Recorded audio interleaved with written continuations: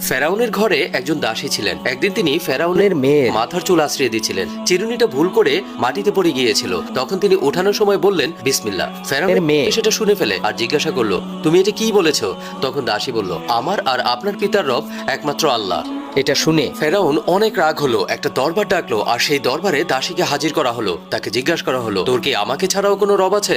দাসী নির্ভয়ে বলল, আমাদের সকলের রব একমাত্র আল্লাহ। ফেরাউন তখন একটা বড় কড়াইয়ে তেল গরম করে সেই দাসী আর তার বাচ্চাকে পুড়িয়ে ফেলার হুকুম দিল। ফেরাউনের হুকুমে ওই দাসীর সামনেই তার বাচ্চাদেরকে এক এক করে গরম তেলের মধ্যে ঢেলে দেওয়া হয়েছিল।